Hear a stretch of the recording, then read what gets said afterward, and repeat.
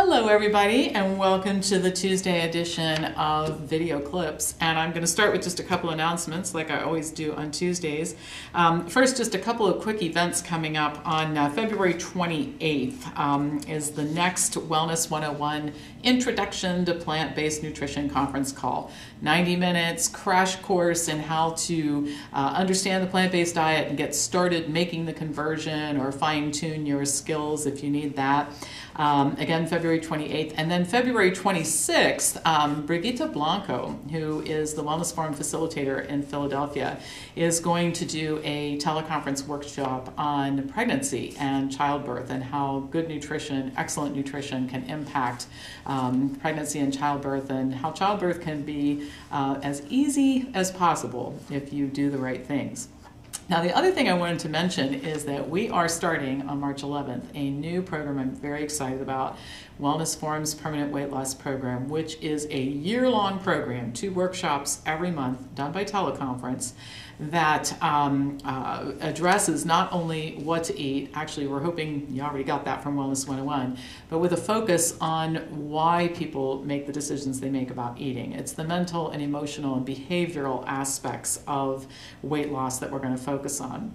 So it combines the best concepts of cognitive behavioral therapy with the plant-based diet. And I'm not aware of any other program that really does that. So anyway, it's very inexpensive. It's $199. It includes 4 workbooks that will carry you through the year. And I'm going to teach it first time around. I'm going to teach it one time, first time around, and then other people will be teaching it after that. So if you want to inquire about this anymore, just call the office or send me an email.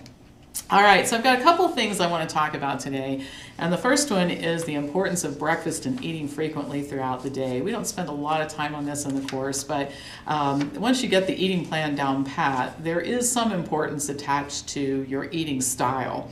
And we've always instructed people to eat a healthy breakfast based on our idea of what healthy is, and then to eat 5 or 6 times a day rather than 2 or 3 times. And most people like eating according to this schedule. They're not famished at mealtime. They tend to eat less and feel less stuffed, and they don't have these wild swings of blood sugar where they're really sort of bottoming out and having trouble functioning.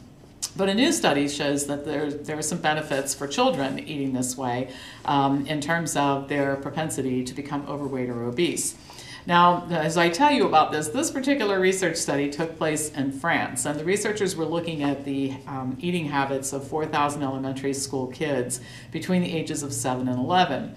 Now, in the younger group, about 9.5% of the kids were overweight or obese, and the biggest predictor of their weight problems were socioeconomic status, skipping breakfast, not eating in the school cafeteria, and not eating an afternoon snack, which is a common French custom. Now, you might think not eating in the school cafeteria is a risk for becoming overweight. Remember, we're talking about France, not the United States. Now, more of the older kids were overweight or obese, 15.6%, but the risk factors also included not eating a healthy breakfast or not eating breakfast and not having an afternoon snack. So there are other studies that have shown these relationships. For example, a study in England looked at the effect of high-fiber breakfasts on eating habits. And 2 of the groups, there are 3 groups, and 2 of the breakfasts were high in fat and low in fiber. They were things like bacon and eggs with toast and croissants with margarine and jam, and these people were hungrier earlier and they ate more calories throughout the day. But the 3rd group consumed a breakfast with 19 grams of fiber. It was bran cereal with banana and toast, and those breakfast eaters ate 75% less snacking than those who ate the high-fat breakfast, and their total calorie consumption was over 900 fewer calories a day. I mean, that's pretty remarkable when you think about it.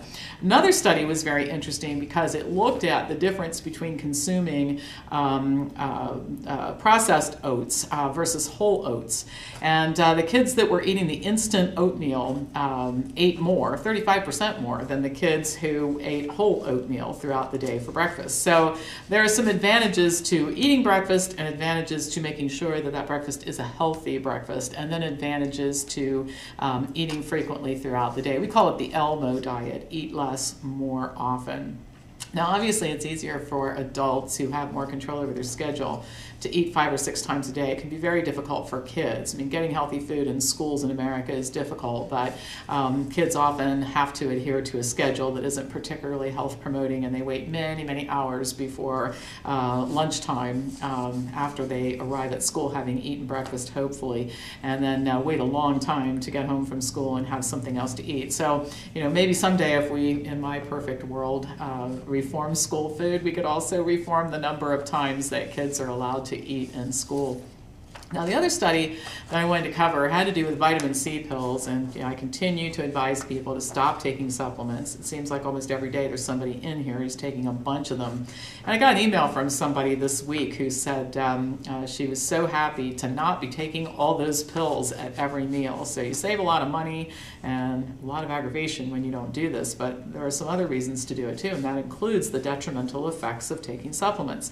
So in a recent study, men who took 1,000 milligram vitamin C pill daily had a higher risk of developing kidney stones. And the study included a large amount of data from a population-based study of men in different areas of Sweden, almost 24,000 men, who had no history of kidney stones and took either no supplements or vitamin C only. And the men were followed for 11 years, and the guys who took the vitamin C pills were twice as likely to develop kidney stones as the men who took no supplements. The researchers said in the article that they didn't prove a cause and effect relationship between vitamin C and kidney stones, but they also said that since there were no proven benefits of taking vitamin C supplements, maybe it'd be a good idea not to take them, particularly if you have a history of kidney stones. They also said, and I love this, that the source of vitamin C mattered, that eating vitamin C rich fruits and vegetables didn't result in the same problem. So the supplement industry has fought long and hard to be able to make health claims about their products. Unfortunately, only a few are allowed, and there's so many caveats that anybody who would actually read these health claims carefully would realize they're not really promising much at all. But even the fallback position that supplements are an insurance policy just to make sure you're getting enough of everything really doesn't carry much weight in view of a growing body of evidence like this. So anyway, that's all for now. Have a wonderful day as usual. Pass this on to anybody who you think would enjoy watching it, and I will be back to you on Thursday.